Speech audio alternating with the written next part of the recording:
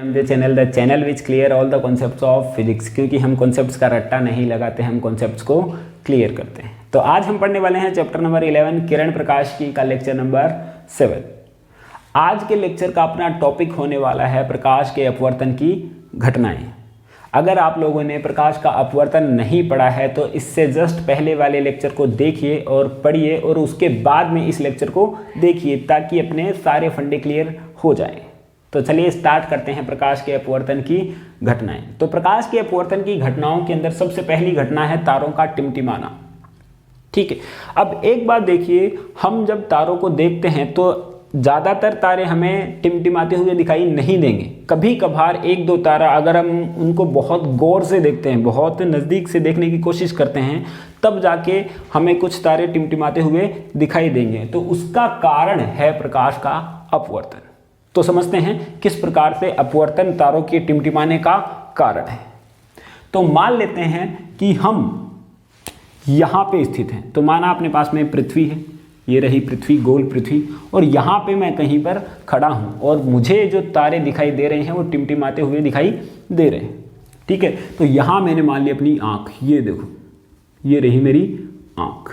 अब आँखों को ही तो दे रहे हैं तारे टिमटिमाते हुए दिखाई। और ये भी अपन जानते हैं कि जो तारा है वो बहुत दूरी पर स्थित होता है, पृथ्वी से बहुत अधिक दूरी पर स्थित होते हैं तारे।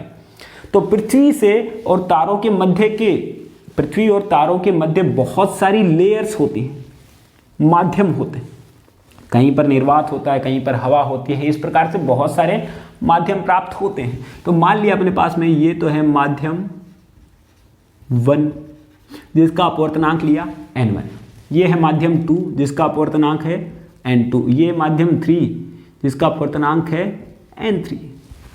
अब हम जानते हैं कि प्रकाश की जो किरण है, अर्थात जो तारों से निकलने वाला जो प्रकाश है, जब इन माध्यमों से गुजरेगा तो यह कभी तो अभिलंब से दूर होगा, कभी अभिलंब के पास होगा, क्योंकि ये डिपेंड करेगा कि प्रकाश की किरण विरल से सघन में जा रही है या सघन से विरल में जा रही है। इन माध्यमों पे डिपेंड करेगा, इनके अपवर्तनांकों पे डिपेंड करेगा।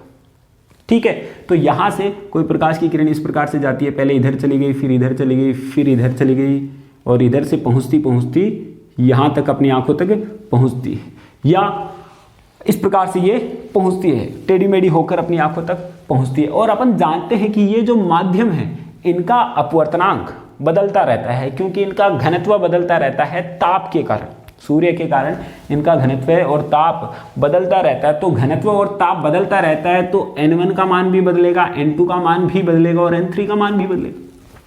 ठीक है, अर्थात ये जो अपवर्तित हो रही हैं किरणें, ये भी अपनी दिशाओं को बदलती रहती हैं। ठीक है, तो कभी तो अपने को ऐसा लगता है कि ये अपवर्तित किरणें अपनी आंखों तक पहुंचती है, तो कभी तो इनकी स्थिति अपने को यहाँ पे प्रतीत होती है, कभी यहाँ पे प्रतीत होती है, कभी यहाँ पे प्रतीत होती है, जिसकी वजह से हमें तारे टिमटिमाते हुए दिखाई देते हैं। आती बात समझ? तो पहली बात क्लियर हुई, तारों का टिमटिमाना। सेकेंड बात है अपने पास में, सेकेंड है सूर्योदय से पूर्व तथा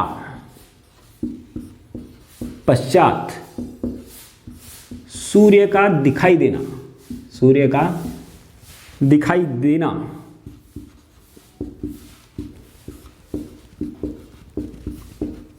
सूर्योदय से पूर्व तथा सूर्यास्त के पश्चात भी सूर्य का दिखाई देना भी अपवर्तन की एक घटना है। अब इस बात से अपन थोड़ा सा कंफ्यूज हो जाते हैं। इस बात को लेकर मेरे मन में एक जोक आ जाता है, जो कि मैंने सुना था कहीं पर। कोई एक मरीज होता है जो कि डॉक्टर के पास जाता है, वो बोलता है कि डॉक्टर साहब, मैं जब सो लेता हूँ, दिन में 4-5 घंटे सो लेता हूँ, तो रात को मुझे जल्दी नींद नहीं आती है, और अगर मैं रात को बहुत ज़्यादा सो लेता हूँ तो दिन में मुझे अच्छे से नींद नहीं आती है। ये जाके वो डॉक्टर को बोलता है। अब डॉक्टर उसकी बीमारी को समझ जाता है, तो उसने क्या कहा कि ये 2 टेबलेट ले लो और इससे तेरा इलाज हो जाएगा। बस इसको लेते टाइम पर आप लोगों को ध्यान रखना है, आपको ध्यान रखना है कि इसको एक को तो लेना है सोने के आधे घंटे बाद में, और दूसरे को लेना है सोने के जो उठने से आधे घंटे पहले। तो वो खुशी खुशी चला जाता अपने घर पे जाके। अब जाके वो गोली लेने का टाइम आता है, तब वो सोचता है कि सोने के बाद मैं टैबलेट को कैसे लूँ। ठीक है, ऐसे ही उठने से भी पहले कैसे लो, तो यही बात यहाँ पे मेरे माइंड में आ जाती है। तो सूर्योदय से पूर्व सूर्य तथा सूर्यास्त के पश्चात सूर्य का दिखाई देने का क्या तात्पर्य है? ठीक है, तो इसका तात्पर्य क्या है कि सूर्य को हम उदय कब मानते हैं, सूर्यास्त हम कब मानते हैं, वो डिपेंड करता है इसकी क्षैतिज पर, जो कि हम लोग नहीं देख पाते। ठीक है, तो मान लिया अपने पास में ये सूर्य है यहाँ पर, ये अर्थ ले लिया, अर्थ पृथ्वी है यहाँ पर, और यहाँ पे हम खड़े, यहाँ पर हम खड़े हैं। अगर सूर्य इसकी क्षैतिज से नीचे आ जाए तो वो सूर्यास्त हो गया, अर्थात यहाँ पे अगर सूर्य है तो ये क्या हो गया, इसका सूर्यास्त, या फिर सूर्योदय से पूर्व हो गया है, क्योंकि क्षैतिज से नीचे आ गया तो हमें दिखाई नहीं देना चाहिए, लेकिन फिर भी यह दिखाई देता है। इसका जो कारण है वो क्या है, प्रकाश का अपवर्तन है। अब क्षैतिज को अपन कैसे मापेंगे, अपन माप नहीं सकते हैं, ये साइंटिस्टों का काम है। हो सकता है कि फ्यूचर में तुम इसको माप सको। तो जब भी क्षैतिज से नीचे आ जाता है तब वो सूर्यास्त या सूर्योदय से पूर्व माना जाता है। तो हम जानते हैं कि पृथ्वी के जो समीप है वायुमंडल स्थित होता है, वायुमंडल होता है, ठीक है, और यहाँ पे क्या होता है, निर्वात, यहाँ पे क्या होता है, निर्वात होता है। तो अब सूर्य से निकलने वाली किरणें, बहुत सारी किरणें निकलती है, इस साइड में भी निकलेंगी, इस साइड में भी निकलेंगी, इस साइड में भी निकलेगी। तो हम एक किरण पर बात कर लेते हैं। तो मान लेते हैं कि प्रकाश की किरण एक जा रही है इस साइड में, तो ये जो किरण जा रही है वो किधर जा रही है, विरल से सघन माध्यम में, क्योंकि यहाँ पे निर्वात है और यहाँ पे क्या है, वायुमंडल। बात क्लियर हो रही है, ठीक।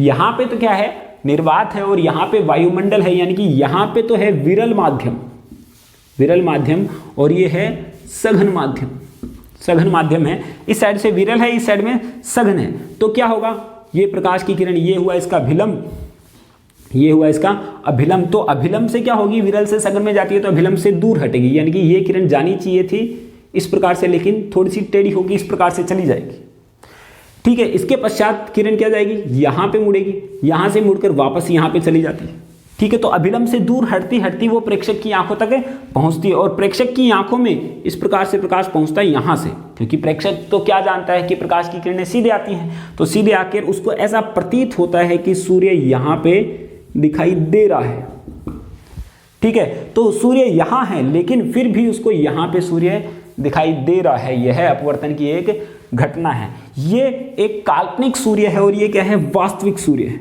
और ये क्या है, काल्पनिक, ये काल्पनिक सूर्य है और ये क्या है, वास्तविक सूर्य है। तो इसकी वजह से हमें सूर्य क्या, सूर्योदय से पूर्व तथा सूर्यास्त के पश्चात भी कुछ समय के लिए दिखाई देता है। ये जो समय होता है अप्रोक्स 2 मिनट के करीब होता है, 2 मिनट तक अपने को ये दिखाई दे सकता है। आती है बात समझ में? तो ये हो गया अपने पास में सूर्योदय से पूर्व तथा सूर्यास्त के पश्चात सूर्य का दिखाई देना। अब देखते हैं अगला पॉइंट, तीसरा है अपने पास में, दर्व से भरे पात्र के पेंदे का ऊपर उठा हुआ दिखाई देना। तो हमने कभी देखा भी होगा कि अगर हमने कोई बाल्टी भर रखी है या फिर कोई टंकी है, उसके अंदर पानी भरा हुआ है, तो उसका जो पेंदा है वो अपने को ऊपर उठा हुआ दिखाई देता है, ठीक है। उसका कारण भी क्या है, प्रकाश का अपवर्तन है। किस प्रकार से है वो अपन समझते हैं। तो मान लिया अपने पास में ये दर्व से भरा हुआ पात्र है, ये रहा दर्व से भरा हुआ पात्र। अब इस पात्र में यहाँ पे मैं कोई, ये इसका पेंदा है, वास्तविक जगह तो ये है, सिक्का मान लेता हूँ या फिर पेंदा मान लेता हूँ, ये वास्तविक जगह ये है इसकी।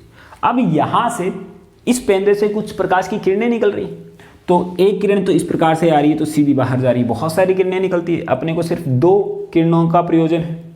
तो अगर ये किरणें जारी हैं इस प्रकार से, अगर कोई दूसरी किरण इस प्रकार से जारी है इधर, तो ये सघन माध्यम से विरल माध्यम में प्रवेश कर रही है। तुम देखो ये तो क्या है, सघन माध्यम, जबकि बाहर क्या है, हवा, जो कि विरल माध्यम है। तो अब प्रकाश की किरणें यहाँ तक ये पहुँचती है तो क्या होगा, अभिलंब से दूर हटेगी, अभिलंब से दूर हटेगी, तो इस प्रकार से ये थोड़ी सी विक्षेपित हो जाती है, ठीक है। तो यहाँ है अपनी आँख, ये रही अपनी आँख, हम यहाँ से देखते हैं तो अपने को लगता है कि किरण इस प्रकार से आ रही है और इसका जो पेंदा है वो यहाँ पे मिल रहा है, ये किरण मिल रही है इसकी सीधी, यहाँ पे, तो हमें पैदा दिखाई देगा P डैश पर। कहाँ पे दिखाई देगा? P डैश पर अपने को दिखाई देगा। जो पैदा यहाँ है वो अपने को दिखाई देता है यहाँ पर। ये किसके कारण हो रहा है? प्रकाश के अपवर्तन के कारण हो रहा है। बात समझ में आती है? ठीक है बात। तो ये हो गया अपने पास में 3 तारों का टिमटिमाना अपने को समझ में आया, और सूर्यास्त से पूर्व व सूर्यास्त के पश्चात सूर्य का दिखाई देना भी अपने को समझ में आता है, और ये पात्र द्रव्य से भरे पात्र का पेंदे का ऊपर उठा हुआ दिखाई देना भी एक अपवर्तन की घटना है। ठीक है, अब अगला देखते हैं अपन इसके साथ ही,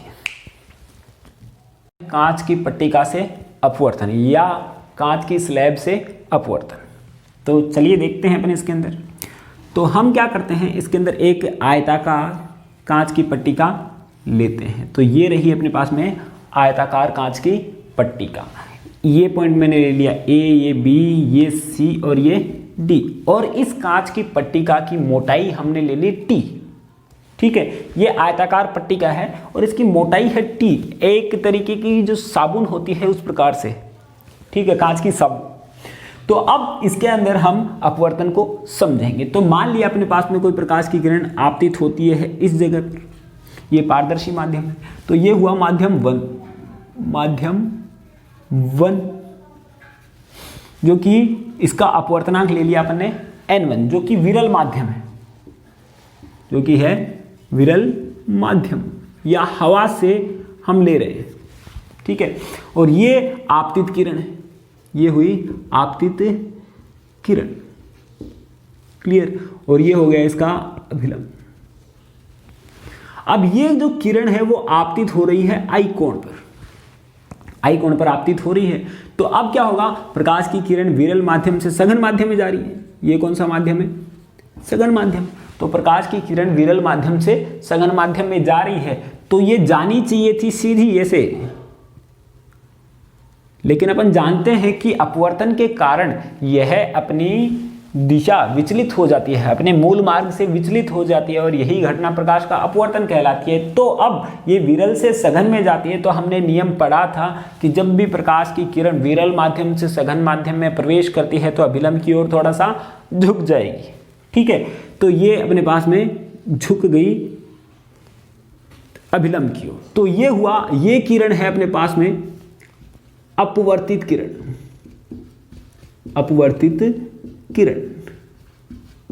क्लियर? और ये हुआ अपने पास में एक अपवर्तन कोण, जिसको नाम दे दिया अपन ने R1। अब ये जो किरण है दूसरे माध्यम से यहां पे पहुंच रही। ठीक है, ये कांच से जा रही है, वापस हवा में जा रही है, प्रथम माध्यम में जा रही है, अरे जा रही है ना। तो ये कोण R1 है, तो ये कोण भी कितना हुआ? R1। ये कोण भी कितना हुआ? R1। अब ये जो किरण है सघन माध्यम से विरल में जा रही है, तो ये जानी चाहिए सीधी ऐसे, परंतु यह है विलंब से दूर हट जाएगी। तो इस प्रकार से ये किरण यहाँ पे निकल जाती है, तो निर्गत किरण आ जाती है। ये होती है निर्गत किरण। और ये कोण ले लिया अपन ने R2। ये कोण कितना ले लिया? R2। अब हमने देखा कि कांच की पट्टिका के अंदर जब प्रकाश की किरण आपतित होती है तो यह अभिलंब की ओर झुक जाती है, तो पुनः अपवर्तन, यानी कि इसके अंदर 2 बार अपवर्तन होता है। और जब प्रकाश की किरण I कोण पर आपतित होती है तो R कोण पर अपवर्तित हो जाती है तथा पुनः R2 कोण पर अपवर्तित हो जाती है। क्लियर है? और ये भी जो आपतन कोण है वो निर्गत कोण के बराबर प्राप्त होता है, और ये R2 क्या है? निर्गत कोण प्राप्त होगा। हम इस बात को प्रूफ भी करेंगे कि I बराबर कोण R2 के बराबर है। तो एक बात तो क्लियर है, कांच की पट्टिका पर आपतित होती है तो इसका अपवर्तन कितनी बार होता है? 2 बार होता है। तो अब अपन करते हैं कि कोण I जो है कोण R2 के बराबर होता है, यह बात अपन प्रूफ करते हैं। ठीक है, तो हम देख लेते हैं जब प्रकाश की किरण प्रथम माध्यम से द्वितीय माध्यम में प्रवेश करती है, जब प्रकाश किरण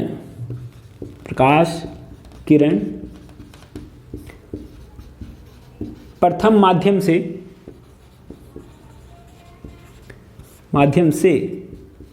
द्वितीय माध्यम में प्रवेश करती है,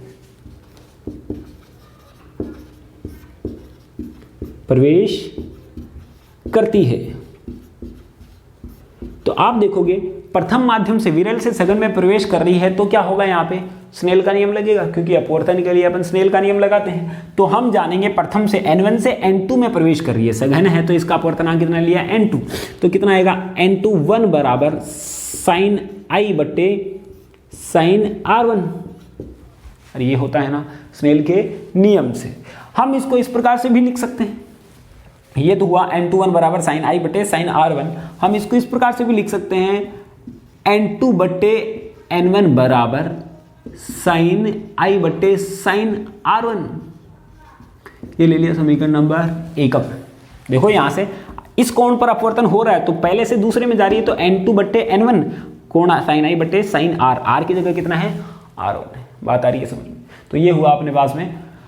अगले पॉइंट पे जब प्रकाश की किरण इस पॉइंट पर, दूसरा अपवर्तन कहां हो रहा है यहाँ, जब प्रकाश की किरण सघन माध्यम से विरल माध्यम में प्रवेश करती है, अर्थात जब प्रकाश की किरण जो द्वितीय माध्यम से प्रथम माध्यम में प्रवेश करती है, हम इसको लिख सकते हैं द्वितीय माध्यम से प्रथम माध्यम में प्रवेश करती है, तब यहां पे अपन देखेंगे कि द्वितीय से प्रथम में प्रवेश करती है तो यहां से यहां जा रही है तो कितना आएगा N12, क्योंकि N2 से N1 में जा रही है तो पहले कौन सा आएगा, N2 से N1 में जा रही है तो ऊपर कौन सा आएगा N1 और ये 2 N12, तो ये आएगा साइन R1, क्योंकि ये पॉइंट कितना है R1 और ये कोण कितना है R2, ये आएगा साइन R2।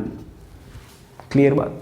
अब यहां पे हम इसको ऐसा लिख सकते हैं N1 बट्टे N2 बराबर साइन R1 बट्टे साइन R2, समीकरण नंबर 2। यही होगा ना। हम करते हैं 1 गुणा 2, समीकरण 1 को 2 से गुणा करते हैं तो तुम पाओगे N2 बट्टे N1 गुणा N1 बट्टे N2 बराबर साइन I बट्टे साइन R1 गुणा साइन R1 बट्टे साइन R2, और यही प्राप्त हो रहा है। तो ये प्राप्त हुआ, तो यहां से तो N2 से कट जाता है और यहाँ पे N1 से कट जाता है और साइन R1 भी साइन R1 से कैंसिल हो जाएगा। अब यहाँ पे साइन R2 का जो मान होगा, साइन R2 का मान होगा साइन I के बराबर। अगर दोनों अल्प हैं तो I बराबर को क्या हुआ, कोण R2 प्राप्त हो जाता है, और यही बात अपने को प्रूफ करनी थी। ठीक है, अर्थात कांच की पट्टिका में जो 2 बार अपवर्तन होता है और आपतन कोण का मान और निर्गत कोण का मान बराबर प्राप्त होता है, ये बात अपन ने देख ली। क्लियर बात। अगला पॉइंट अपन देख लेते हैं कि ये हुआ अपने पास में चौथी घटना। अब हम देखते हैं पांचवी घटना। जब किसी छड़ को पानी के अंदर डुबाया जाता है तो वह हमें मुड़ी हुई प्रतीत दिखाई पड़ती है, तो हम देखते हैं कि वो भी किस वजह से होता है। ठीक है, अर्थात पेंसिल का मुड़ा हुआ दिखाई देना या छड़ का मुड़ा हुआ दिखाई देने की अपन बात कर रहे हैं।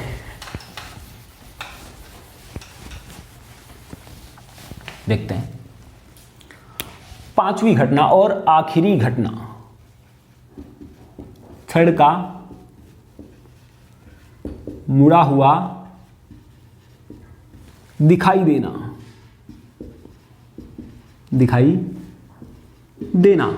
जब किसी छड़ को हम पानी के अंदर डुबोते हैं तो वह थोड़ी मुड़ी हुई दिखाई देती है। अपन ने देखा भी होगा, अपन ने कभी किया भी होगा, तो वो भी अपवर्तन की एक घटना है, उसका कारण भी अपवर्तन है। तो हम जानते हैं ये बात तो कि ये कोई द्रव से भरा हुआ पात्र है। ठीक है, इसके अंदर अगर मैं कोई छड़ डुबाऊंगा, ये द्रव से भरा हुआ पात्र है और यहां से हमने किसी छड़ को डुबो दिया, जैसे मान लिया कि एक पेंसिल को डुबो दिया, ये है यहाँ पे एक पेंसिल को डुबो दिया अपने। ठीक है, अब इस जो पेंसिल, ये जो पेंसिल है अपने पास में, इसका आधा सिरा, कुछ सिरा तो अंदर डूबा हुआ है। ठीक है, और ये कुछ बाहर है, और हम जानते हैं कि जो चीज पानी में डूबी हुई है वो थोड़ी सी ऊपर उठी हुई दिखाई देती है। अरे पढ़ा है ना अभी अपन, द्रव के से भरे पात्र के पेंदे का ऊपर उठा हुआ दिखाई देना अपवर्तन की एक घटना है। तो इसी प्रकार से ये जो छड़ अंदर डूबी हुई है वो थोड़ी सी ऊपर उठी हुई दिखाई देगी, अर्थात ये दिखाई देती है थोड़ी यहां पर, इस जगह पर। ठीक है, तो ऐसा प्रतीत होता है कि ये जो छड़ है इस प्रकार से जाके इस प्रकार से है, जो कि यहां से मुड़ी हुई दिखाई देती है, और यह भी किसके कारण हो रहा है, प्रकाश के अपवर्तन के कारण हो रहा है। तो ये हमने आज का टॉपिक कंप्लीट कर लिया है, प्रकाश के अपवर्तन की घटनाएं। एक छोटा सा टॉपिक था और इसकी छोटी सी घटनाएं थी जो कि अपन ने सारी क्लियर कर ली। ठीक है, आपको PDF नोट्स हैंड रिटन मिल जाएंगे अपने टेलीग्राम चैनल के ऊपर। ठीक है, और इसको देखने के लिए आप पहले वाले लेक्चर को जरूर समझें और लाइक और कमेंट करते रहिए ताकि अपना हौसला बना रहे। हम होंगे कामयाब।